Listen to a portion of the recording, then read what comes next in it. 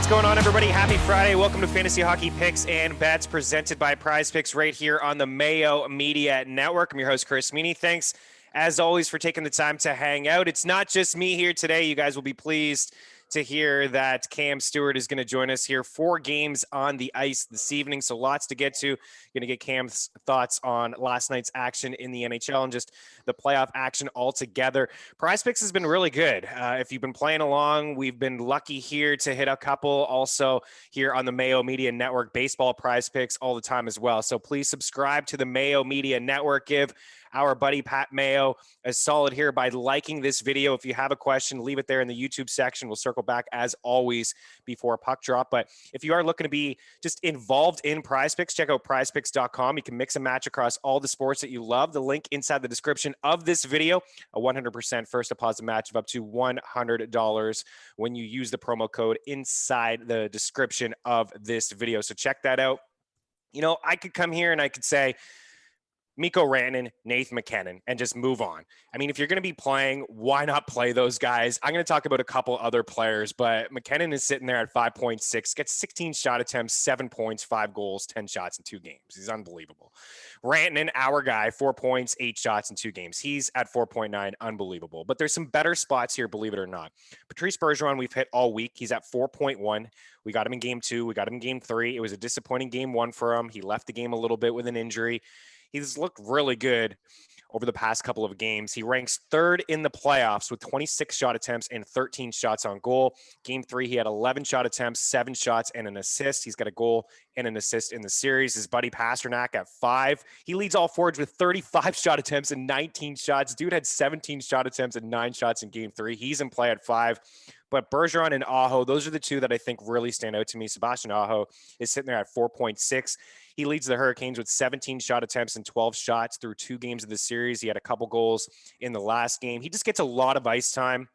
You know, Carolina is super deep, especially down the middle. But I notice Aho is one of those guys that you can always just bank on about 18 to 20 minutes. He's second among Carolina forwards behind Jordan Staal at 18.04 is what he's averaging here. And that's what he had actually right on the button, 18.04 in game 2. So game 1, 9 shot attempts, 7 shots. Game 2, he had 8 shot attempts, 2 goals, and 5 shots. So Aho, the over, a bunch of overs, but check out prizepicks.com because the shot props will, appear a little bit later on in the day. And Aho has been there at 2.5. Bergeron has been there at 2.5, and it would take Pasternak over 3.5 as well. So check out prizepicks.com. Check out the link inside the description of this video. Good luck.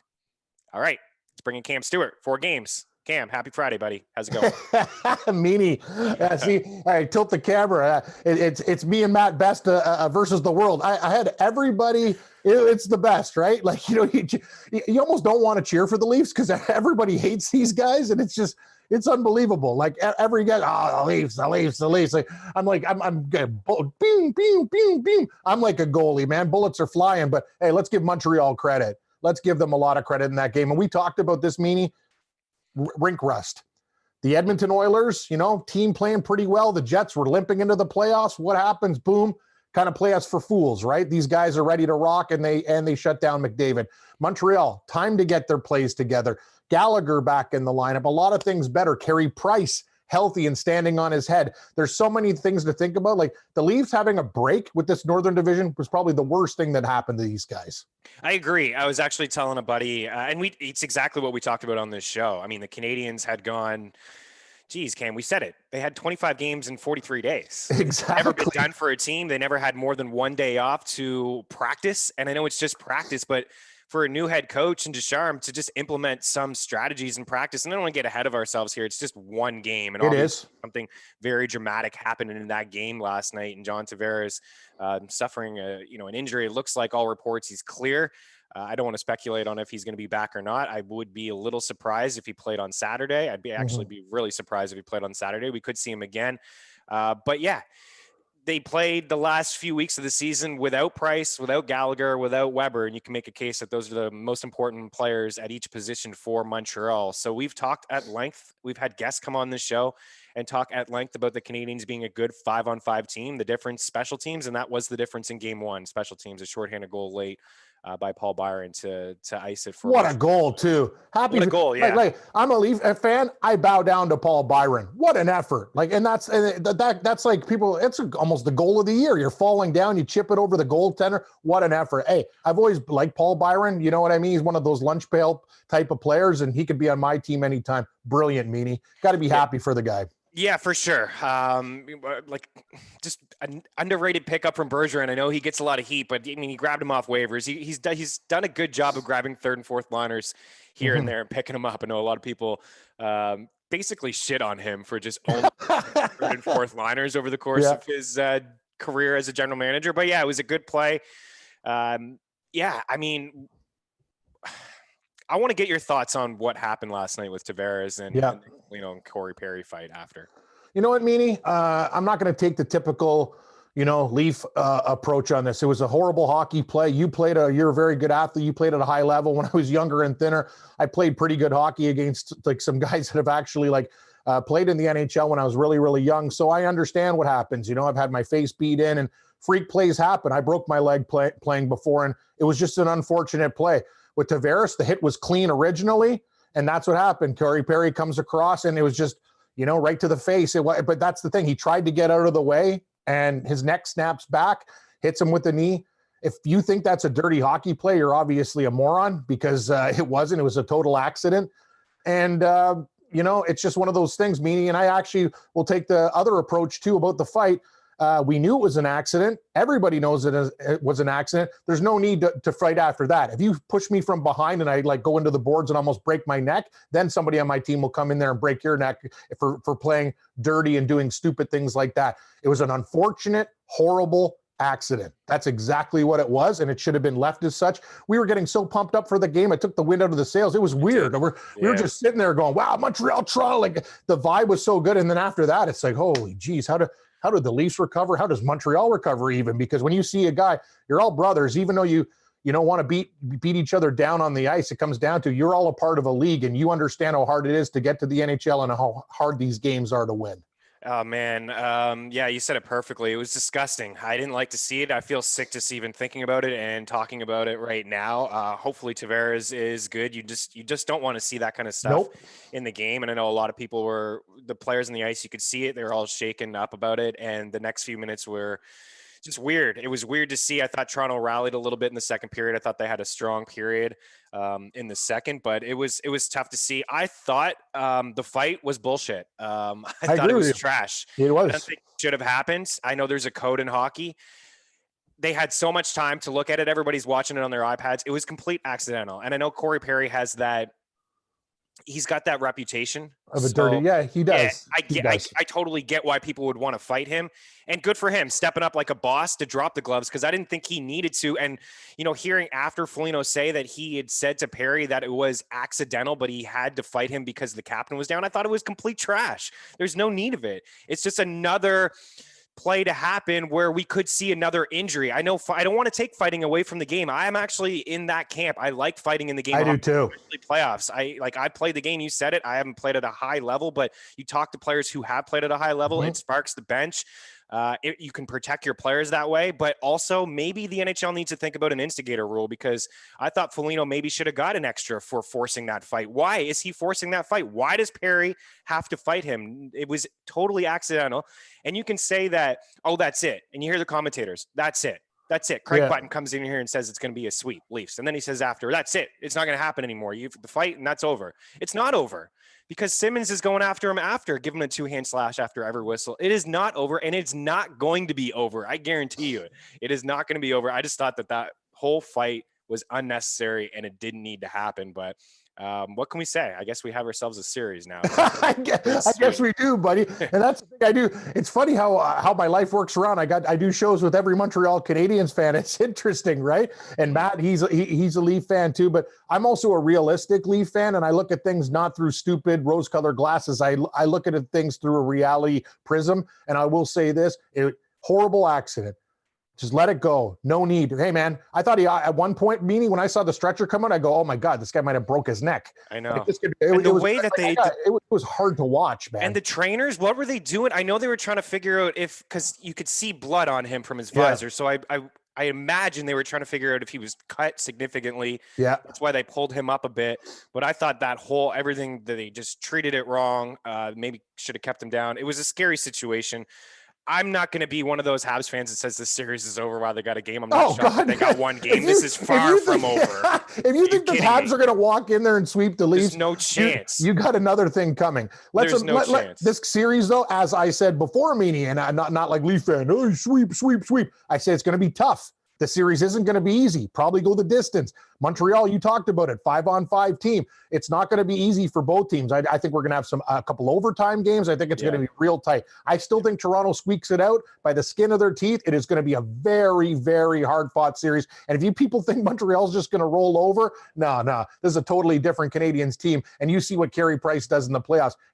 Ask Sidney Crosby and the Penguins when Montreal's a plus 180 dog every night, how that worked out for you. Leafs open up as minus 190 for game 2. I think they bounce back in game 2. You and I do too. Going to talk about games today, but I think they bounce back. Yeah, Price is the difference. We talked about it. Price is the key. Good 5-on-5 team. Looks like the team in the first few weeks of the season, but Carey Price needs to be Carey Price of old, and he was in game 1. Matt, I know you're a Preds guy, but you're also a Leafs guy. Do you want to touch on this series, the game last night, before we move on to your Preds? I am a Leafs guy first, Preds guy second. Okay. There's not much I can say other than you guys just nailed the analysis right on the head. There was no need for the fight whatsoever. There's certain things of the hockey code that, like, I understand are still in the game kind of thing, but there's certain things in the hockey code, and I'm doing like air quotes for hockey code that are just prehistoric, and it's the whole like makeup calls. You don't need that in the game. Fighting in that instance, you don't need that in the game. Like, none of that is necessary. I think the most gut-wrenching thing for me was there was an image going around Twitter that John Tavares' kids were watching the game, and there was an Instagram story out being like, oh, we're so excited to watch dad kind of thing. And to me, like, that was gut-wrenching. Like, that's heartbreaking. I still think the Leafs do win this series. In 6 has been my prediction the whole time, and I'm sticking to that. It's a shit situation for John Tavares. And I think you're right, Meaney. I don't think a lot of people are talking about it enough that the medical crew and the trainers kind of botched the situation. It was like, can you please assess? You have 2 trainers there, one from each team. Can you figure something out a lot quicker instead of being like, all right, let's pick him up and lay him back down. Pick him up, lay him back down. It was just, it was too much to watch. It was tough. And we don't need to spend too much time and give the credit to some of these papers, but the papers in Toronto and in Montreal, complete trash as well. Like, I agree. Crunch, like, come on, have some respect.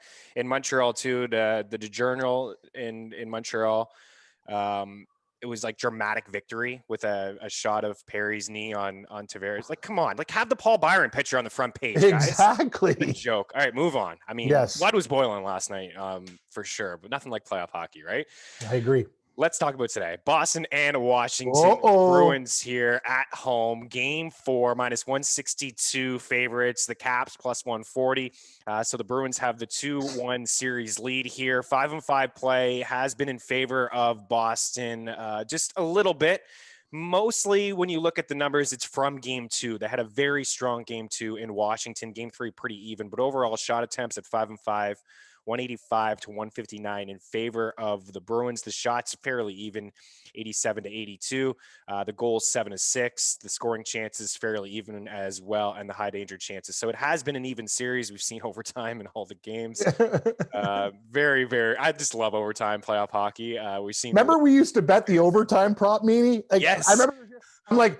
I'm tweeting people. I'm like, why did we stop this year? I'd be rich. Like, that series alone, 3 times, 3-point. Whatever. I'm just going, oh my God, I'm leaving so much money on the table. It's almost something you just do. It's like when you see a 5 total, it's like, I got to do it because it could happen. I don't know if this game is going to go to overtime. Actually, you know what, Meaney? Get off my lawn. Friday continues. And I'm going to say some stuff too about a player who's one of the best in hockey history. And I have a problem with what Alex Ovechkin did at the end of that game. Nobody's talking about that. Dude, Samsonov luggage had COVID, stood on his head, and it wasn't just his fault on that play. That defenseman was looking back and forth, back and forth. He didn't want to get rocked. It wasn't the total goalie's fault on that play. He stood on his head that game. You wouldn't even have been there without him. And then I have Ovechkin yelling at the guy in Russian about, you don't do that to your teammate. You know what I mean? You could be frustrated, but that's a low-class move on his part, too, to come out that guy. I know you're both Russians or whatever. How does that goalie feel? I can tell you one thing. He feels a hell of a lot worse than you did. I thought that was low-class for him, ripping him in Russian there, Meaney. I think Ovechkin, you got to build up your young goalie. You don't tear him down. My take. I agree, man. 100%. I'm glad you brought it up. You and I are on the same page here today. I thought it was trash. You're the captain, dude. What are you doing? You can't do that. Played for a while, and now it's probably in his head. Now he's going into the game tonight like, oh my goodness, like I screwed up. Ovechkin chews me out in front of the squad. I thought originally he was yelling at Justin Schultz because I think it was a bit on Schultz too. There was clearly miscommunication behind the net. He should have moved it, and if he's going to leave it, get the hell back in your net quickly. Exactly. So yeah, a little bit was on Samsonov, but a little bit was on Schultz as well. But a lot on Ovechkin there at the end. Wrong. If you're going to do that stuff, do it in the dressing room. Exactly. Exactly. Don't do it on the bench in front of all the teammates and cameras and stuff. Bad move. I'm going to tell you something. I know like Washington has been good. Boston's a high favorite in this game. I'm telling you, you played hockey before, that stuff lingers. A goaltender are very fragile people. They're usually the craziest guy in the room, or they're an introvert and they don't want to be talked to. Samsonov, after getting ripped by one of the best players in hockey history, that can't be good for business. I think the Boston Bruins actually might win this game again. I know everyone's talking 7. I'm going to take Boston. I think these guys can understand they can put their foot on Washington's throat and get it done. I'm not going to say it's going to be easy. It might be a 1-goal game again, but I got to find ways. Boston and reg maybe, but I even know all the games go to overtime. No, actually, let's not do that, Meaney. Let's find a dance partner, but I don't like to lay that juice. But if we win the game, we don't have to pay the juice. I like the Bruins to go up 3-1 in this series. Me too. We liked Boston heading in. We picked them. They've been the better team. We still have questions about everything that we said in the preview. We had questions about Washington. It has implied so far. In fact, we've seen 3 different goalies. Exactly. They're goaltending for one. I'm with you, man. I think the Bruins get it done here today. I just feel like they've been the better team at 5-on-5 for the most part. And we can really attack some of these shot prop guys. They've been really good to us over at FTN. We have hit almost all of them. Game 1 was rocky. We didn't get Bergeron, but everybody else bounced back. I mean, Bergeron's got 7 and 6 shots in the last 2 games. He's 2.5 shots. Pasternak's probably my favorite play from here just because of what he's 9, 4, and 6, the shots. Dude has 35 shot attempts in 3 games, Cam. 35 and 19 shots. It's remarkable that he doesn't have a goal, but he is certainly trying. McAvoy, who's playing basically half the games, he's 1.5 his shot prop here today. 3, 5, and 5 over the last couple games. And that would be it. Grizzlick I'll leave off the board, but he may get in there at FTN. So 7 and 6, I would rank them Pasternak, McAvoy, and Bergeron. I think all 3 of those guys. And Ovechkin has 4 shots in each of the 3 games. Of course he does. And now that he's lipping off in Russian he'll and get 8 tonight, threatening to to steal your rubles, I have a feeling that he's going to probably get about 12 shots on net tonight. The guy's going to be shooting from everywhere. Yeah, there's no question. I'd probably actually rank him 2. I'd probably go Pasta, Ovi, McAvoy, and Bergeron. Yeah. Anything to add, Matt? You want to move on? Bruins? I love all the shot props. I like the Bruins here. I actually think the price of the Bruins is kind of fair. Like, the Capitals money line isn't that attractive enough for me to be like, you got to take a shot on it. I still like the Bruins here. I think they do take a 3-1 lead. Okay. What about the total, guys? 5.5? So I've taken the over in every game, Cam, and that hasn't worked out for me at all. So no. It's been right at 5. Like, right underneath. Exactly. Right? It's tough. Do you like the under? I don't know, but I'll tell you one thing. I have been betting unders and doing well. Every series has one of those games where it kind of opens up. Washington's going to have to take some chances in this game. I kind of lean over, but let's not screw around. Okay, for all you degenerates, you guys want to play every total, every side, everything, shot props with Meaney and do that because the guy hits them all the time. But let's just say the best bet. Yeah, we'll take Boston. I have a lean to the over, though. I think we can surprisingly see some goals tonight. Yeah, I was wrong. We got the over in game 2. It was 4-3. That's true. Yeah. So, I mean, they've been close, right? 3-2, 4-3, 3-2. It's been right there for the totals. Yeah, maybe this is a game that opens up a bit. Maybe it's one of those games where Washington has to open things up and go. And to your point, maybe Boston just smells blood and they just take care of it and go up 3-1 in the series. So I have the lean to the over 2, Cam, but like I said, I've bet the over in every one. Okay, Nashville back home. They are plus 123, Carolina minus 141. Is this correct? These are live odds right now, minus 141 for the Hurricanes on the road. Hey, look, listen, if there's one game that Nashville wins, I really do feel like it is this one. I thought they had a better game too. They had so many power plays that they couldn't. We talked about their special teams being just absolutely trash all year, and that's a part of the reason why we like Carolina as much as we do. But from a 5-on-5 standpoint in game 2, it was pretty even. It was dead on. Game 1, it was a mismatch. It was all Carolina. I don't know if they're going to lose a game at all at home this season with that barn bumping, but now they're on the road in Nashville, and I expect it to be electric as well in Bridgestone Arena. Let's bring our Predators. Yes, hooked here on Predators. What do we got? I am hammering the ever living hell out of the Hurricanes minus 140, and let me no, tell this is the you, game, buddy. This is not the game. Oh my goodness, I don't even know where to begin.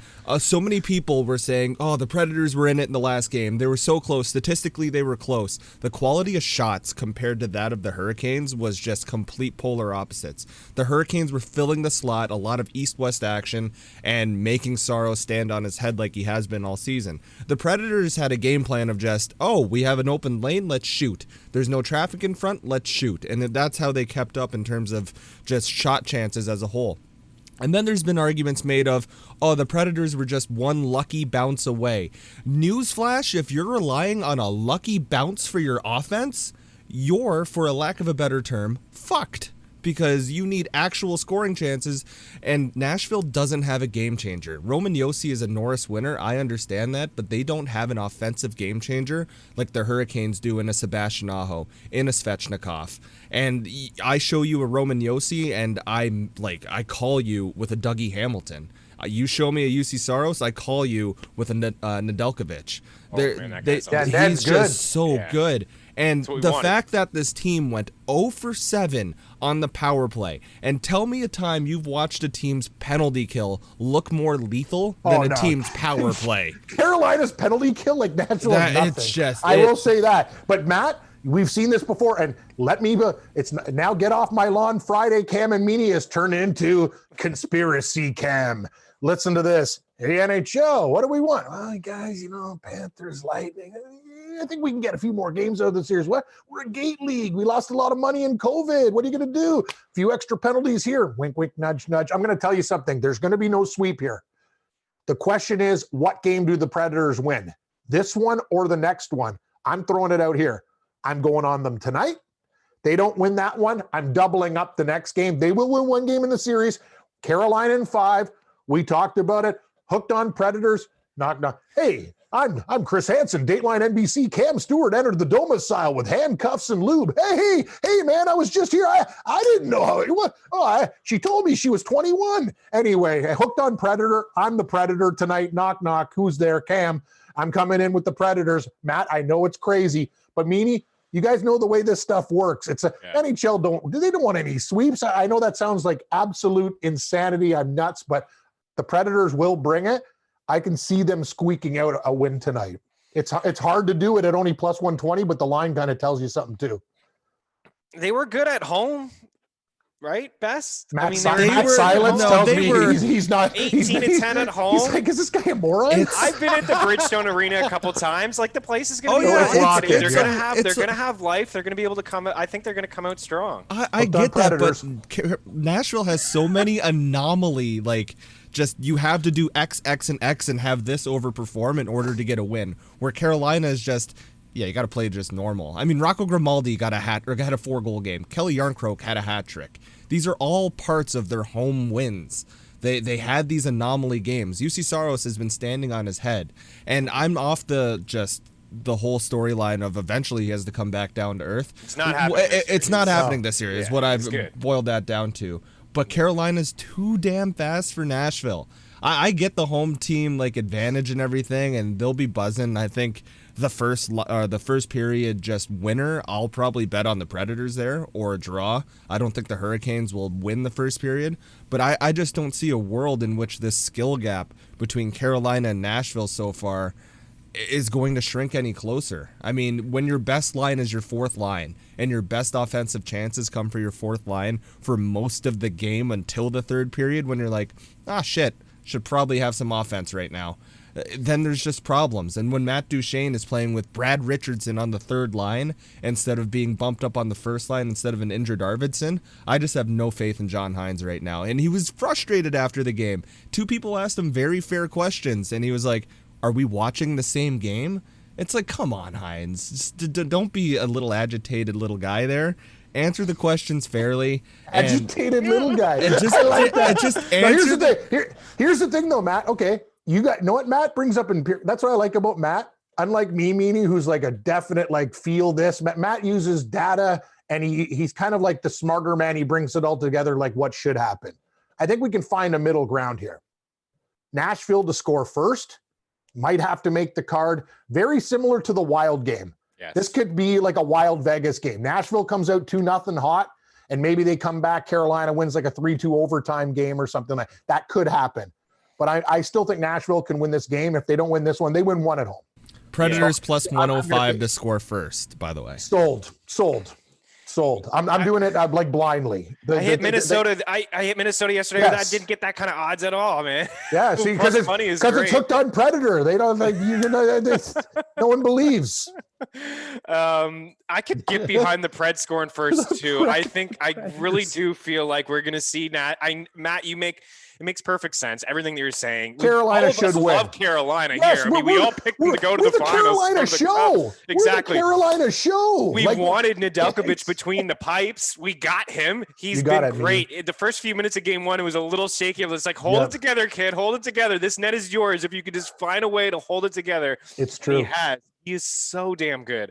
But it is tempting to see here minus 139, the best odds that you can get over at ftmbets.com, free parlay calculator. But Nashville plus 125. I think we can get on board with the first goal. I'm going to lean with the Preds here, Matty, but there's no question Carolina is the better team. Yeah. The scoring high danger chances at 5-5, 27-15 in favor of Carolina, 5-1 the high danger goals. The scoring goals 7-2, the goals overall at 5-5, 8-2. The expected goals very much in favor of Carolina, 7.29, and to Nashville 3.86. There's no question the Hurricanes are the better team. They're going to make quick work, I would say, out of the Preds in this series, but I do think Nashville gets one game. It has to be tonight, or it has to be game 4, or they are just done. Okay, so we can move on from there, but Sebastian Aho will throw him out 5 shots, 7 shots. As I mentioned off the top of the show, a lot of ice time, a lot of shot attempts. He seems to be the trigger man on the power play. It does seem like Svechnikov at moments is, but a couple passes across, he does seem to look Aho's way. So maybe be cautious of Svechnikov, even though he had 10 shot attempts in game 1. Okay, Matt, is there a Pred? Yossi, Forsberg for a shot attempt? Shot prop? Somebody? I'd go Forsberg if anybody here. And that's only if his line is at 2.5, to be quite honest with you. And it is 2.5 minus 160. I'd take that. Arvidsson's injured. Don't even think about touching that. Yeah, it just has to be Forsberg here. I would look at the lines closer to puck drop. And if Matt Duchene gets swapped with Victor Arvidsson, which I think there is a good chance that happens, Duchene's -1, or he's 1.5 at some books right now. Wow, 1.5. Yeah, he's got to get going. Right? Yes. Like put him in a situation to succeed.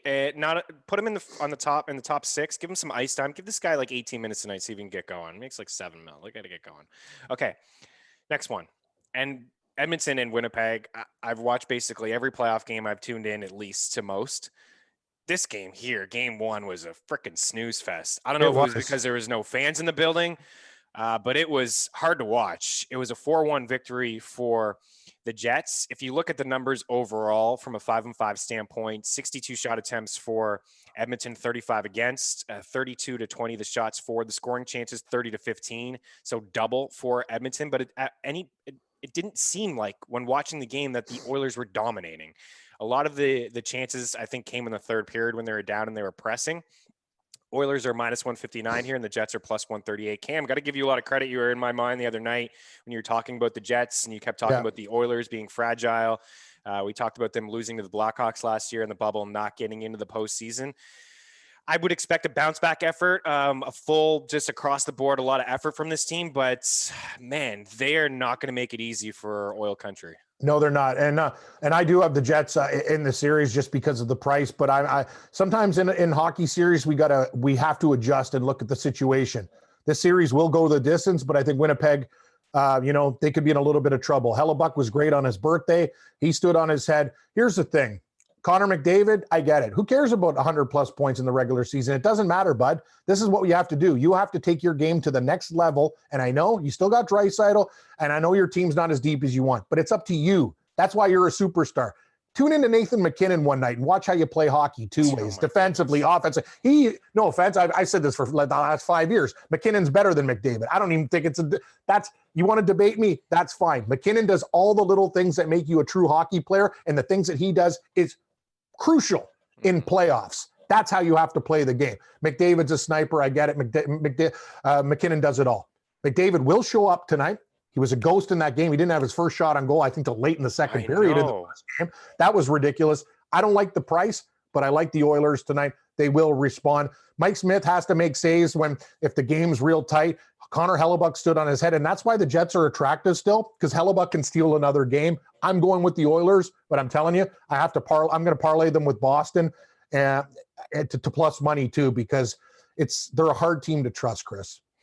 They are a hard team to trust. There's no question. You said it perfectly. I mean, I agree. I mean, Nathan MacKinnon, this guy is he's the best. Unbelievable. Yeah, I had him ranked number one, my fantasy hawk. But part of that for the playoff rankings is part of that is because I think Colorado's going to go. That's true. And Edmonton may not even get out of here. I think they bounce back. I know the McDavid shot prop, we had it at FTN. We did not hit that. I'm hesitant to even go to it. And I've been hesitant all year to go to it. It's usually plus money in 3.5, but he's a pass first guy. He sometimes looks to pass off. I lean. I don't think it's necessary. There's so many other shot props here. And you're right, Cam.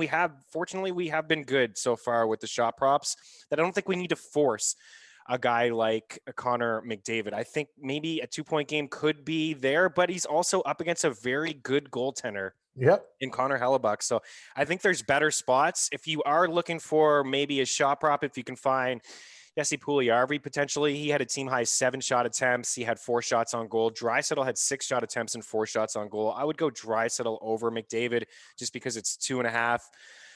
The price is not going to be as nice, but 2.5 is better than 3.5, even if it is Connor McDavid. So I think the Oilers bounce back. I had the lean in the under. I still lean that way as well. I'm not getting any news on Pierre-Luc Dubois or Nikolai Ehlers. I don't know if those guys are going to play. Ehlers has been practicing over the past few days, but in a non-contact jersey. I don't know what the hell is going on with Pierre-Luc Dubois. So if those guys don't get in there, I still feel like the under is a decent player. Do you have a feel? What is it at 6, the total here? I see if I can get a 6, I'll take the under. 5.5. I see 5.5. I still like it. No, I think the series is going to have sneaky unders. I don't think they're going to be playing these 5-4 type of games. I lean under and I lean Oilers as well. I think they are going to clamp down tonight. It's just the price is very frustrating because the Jets are very attractive at plus 150, Meaney, because they could win the game. You know what I mean? Yeah, it's not even like plus 120. Like it's a juicy, juicy dog price. But I got to go to Edmonton. I got to believe this is a team that bounced back from a lot of bad performances this year, and I think they do the same. They understand. If they go down 2-0, they're probably toast. I think this is a very, very important game. I think McDavid and Draisaitl and the stars on that team step up. Anything to add, Matt? With this game, I like Cam said, the plus 150, plus 160 at some books for the Jets is just, it looks so nice. They'll be the last leg of my parlays going forward. Like I'm going Bruins, Hurricanes, Avs, and then when I want to get cute, I'll throw the Oilers on at the end there. Okay. Next one here, Colorado and St. Louis. Blues plus 185 at home here. Colorado up 2-0 in the series, minus 220. It's been feisty, man. Yep. When I say feisty, especially I'm saying it here on the Mayo Media Network, the first time I ever did a hockey video with Pat at a company that we all worked at, I said feisty to him and he fucking lost it. He lost his mind. This is why I hate hockey. Feisty. What the hell is this? Feisty this, feisty that. I'm like, oh, you get points for hits. I think I was talking about Shea Weber being with the Predators. It's like, this guy's going to rack up like 6 or 7 hits and a bunch of shots. He's a good play. So when I say feisty, I always hear Pat ripping me in the back of my head there. So maybe I shouldn't have said that, but it has been feisty. He can rip me. It's been really ugly. It's been feisty, ugly, dirty. You want to name all those words? The Blues have to play like that though. They do. If the Blues don't slow down this game and basically play a game in quicksand, they'll get murdered. Yeah. They need to slow it down. Whistles, like Meaney, like just very, they have to slow Colorado down at any chance they can. Here's the thing. St. Louis, it got interesting at the end of that other game against Colorado. Meaning, I don't know. Do you think they have a chance tonight? It's kind of the same sort of feel like with Nashville. You have to win tonight to get it done. But I just think that Colorado is they're just too much, man. They're just too freaking much.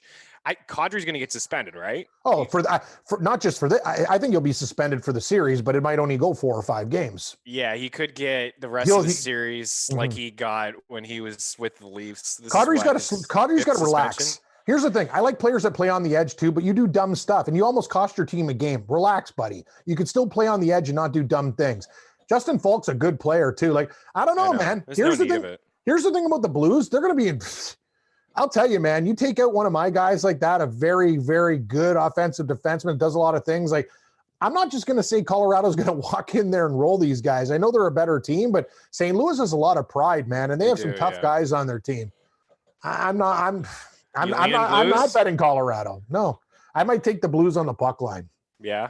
I think the puck line makes a lot of sense. Yeah. For St. Louis. You're only laying 30 cents on the puck line on plus 1.5. Like, you know what I mean? And the game goes to overtime, whatever. I get it. McKinnon, you'll have a flashback and I'll be seeing McKinnon put like another 100-mile-an-hour shot into an empty net and go, oh, what a stooge move, Cam. You thought St. Louis was going to, have a chance in this game, but I do.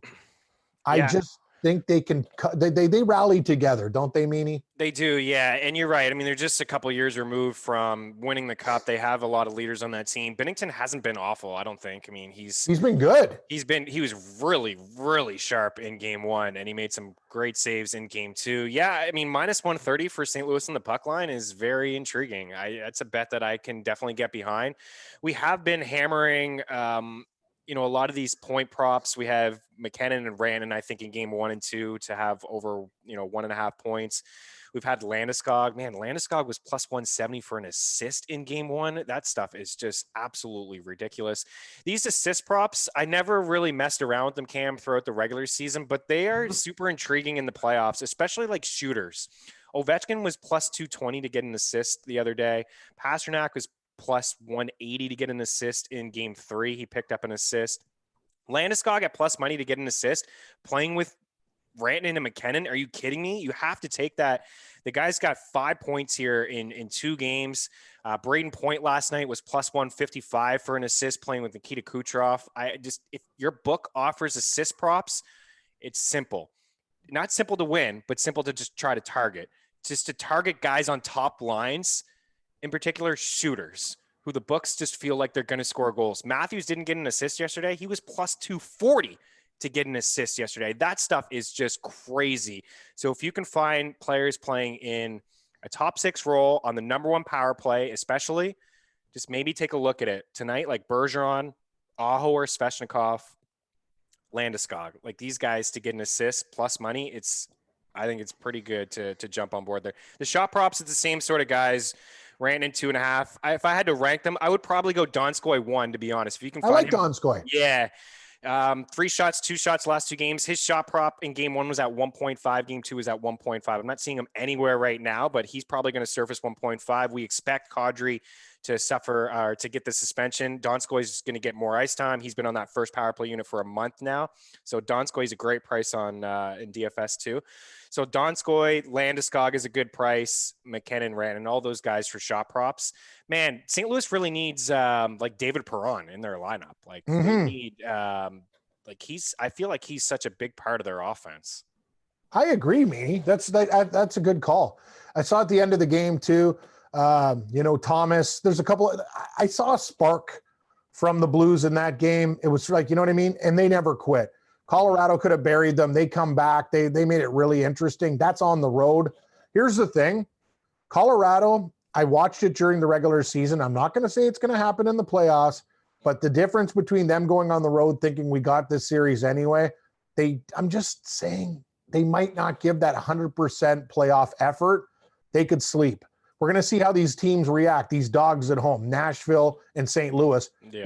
I think one of them is going to win, and I would not be surprised if both of them won, but I'm a little bit insane. Yeah, it's tough because we like Carolina and Colorado so much. You just have to try to block that out, that these teams are not going to go perfect throughout the playoffs.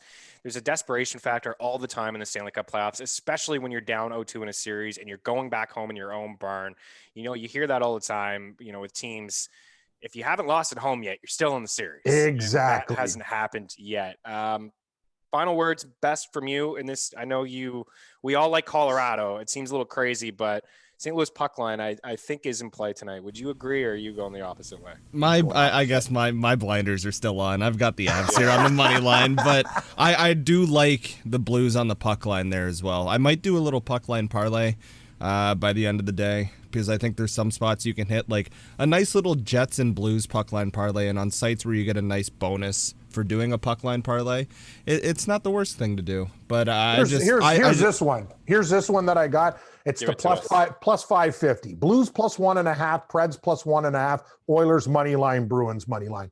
It's 5.5. That's a good bet. 550. I like that. I'm going to put 50. I just put $50 on it to win $325. We're in. Oh, baby, that click was real. Live on the spot. I actually heard the click. Did I hear the click? That's what Morency says. He's like, you can hear Cam's paws going through the keys. You can tell. Like, we had a guest on. I'm like, like that. He's like, hey, they all understand now. It's like, we got to get our bets in. It's a gambling show, man. Like, what do you want us to do here? And you can tell how confident Cam was in the bet based on how loud the click was, too. That was a good hammer on the click. Yeah. Hey, listen, going against Colorado and going against Carolina. Doesn't feel easy. It doesn't feel almost good. Suicide missions, right? Yeah, I know. Tough. Yeah. It doesn't feel good. There's no question. So on game 1 and 2, we had Colorado and Carolina on the puck line. We had both of them in a parlay. Game 1 was plus 420. For games 2, it was plus 330.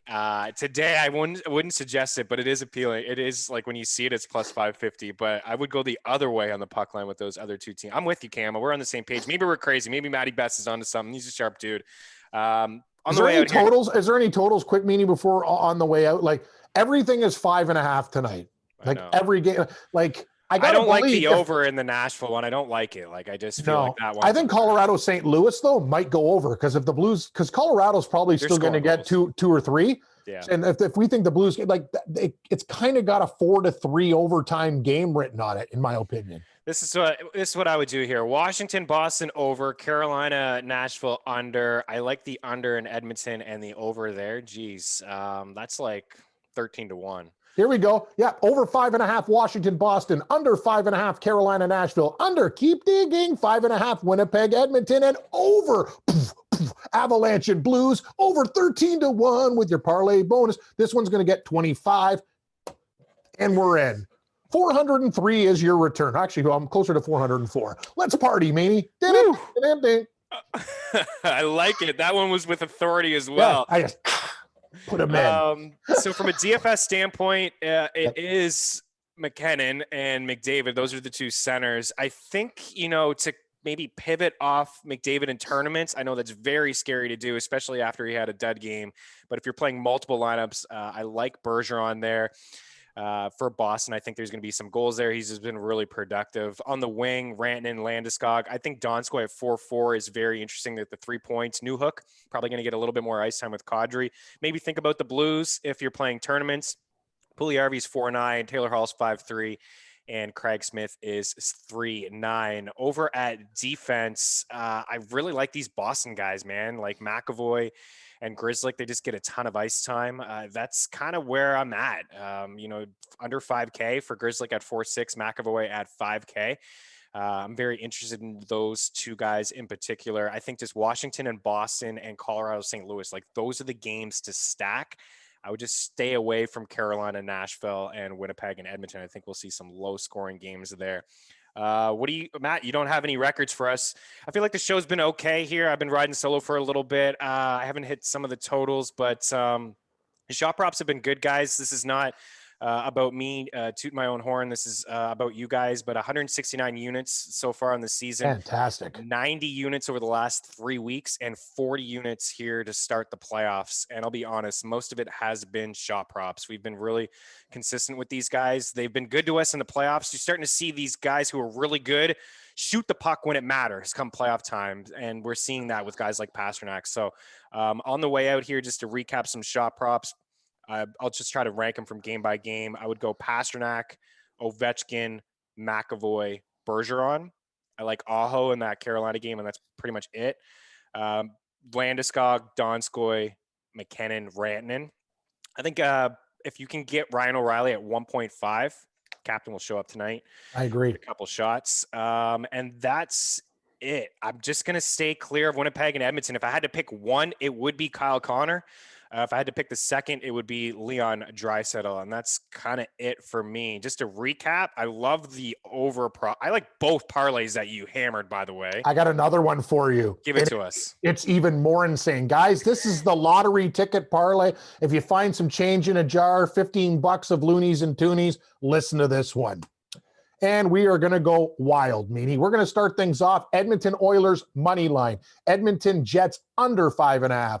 St. Louis Blues plus 1.5, over 5.5. St. Louis Blues, Colorado, under 5.5. Carolina, Nashville plus 1.5, over 5.5. Washington, Boston. Boston Bruins money line. It pays 90.5, almost a 91 to 1, $15 gets you a return of $1,373.54. Place bet. Ready? In. Twice. Ding, ding, ding, ding, ding. I love so much about Vegas and their hockey team, and the show that they put on. It's a great time. I encourage everyone to go there. But when they score goals and they announce it, and you hear the sounds of the slot, I know. I can't get enough of it. Sometimes I find myself rewinding on the PVR so I can hear it again like a loser. But I love it. Just a tip too for all you Canadian hockey guys: have fun with it. You know what I mean? This isn't like a jail sentence. You can say what you want. At least the markets in Vegas, you see the slot machines, the fun, the pregame stuff. This is supposed to be a party. You want to grow the thing. It's not a business meeting. Let's have some fun here. It's a wicked game. It's a wicked sport. It's growing. So let's look like you're having more fun, because I'll tell you, betting hockey and watching these games has been great for me. Have some excitement, right, Meaney? Yeah, totally. I agree. When you're in Vegas, the pregame, your chairs shake. Exactly. They shake, man. It's crazy. And it's not like an awkward, oh, this is too loud, I don't like what's going on. It's like, holy crap, man. Drop the puck. Let's go. This is phenomenal. So, yeah, just have some fun with the shot props, guys. Target shooters, especially on power plays. I just took a quick look. Landeskog is plus money for an assist. Bergeron, Aho, Svechnikov, these guys to get an assist. You can parlay them and get a really good parlay. On the way out, Cam, rapid fire. We talked about Toronto bouncing back. Florida and Tampa Bay has been, in my opinion, the best series so far in the Stanley Cups. Pittsburgh's up 2-1 tomorrow, and Vegas up 2-1. All of the Vegas guys, the shot props, they've all hit every single one of them. Tuck in 3, Theodore, Petrangelo, and Marcia. So all of those guys have hit. I think you can continue to go back to them. Mm-hmm. Do you want to add anything for tomorrow, Tampa, Florida? Man, that series has been awesome. It has been awesome. I was actually on the Cats, and you want to talk about a roller coaster ride? Oh my! That was that game. You know what, Meaney? How do you stop going away from the over and just Tampa Bay, Florida? Right. It's just the way they play. Hey, I know they might be due for an under, but that's the way I look at it. Just the way they play, and Florida knows they got to get into a track meet with these guys. I like the fact that they went back to Bob. I thought that was going to be a real problem, switching the goalies back and forth and stuff. But, he actually was good at the end of that game. They found a way to get into overtime and win. I'm going to tell you something. I know it's crazy. I might go back to Florida again. I know Tampa Bay is a bit better of a team, but that could have spurred them on. We'll see. Florida can win this series if they win the power play. statistics. They have to have Tampa Bay go to the box. If they take too many penalties against Tampa Bay, they're done. Tampa Bay's power play is absolutely video game like. I'm watching it going, this isn't even real how good it is. So if Florida stays out of the box, they can win this game and series, but they got to be disciplined. What a difference, like watching the teams in the North, and then the Islanders power play compared to Tampa. Oh my goodness. And the Habs can't even get past their own blue line without running into each other, and Tampa just gets the zone like that. Kucherov and Stamkos and Hedman and Point. I mean, it's unbelievable. It's going to be a tough go, but I agree, the over. Best, any final words before we get out of here?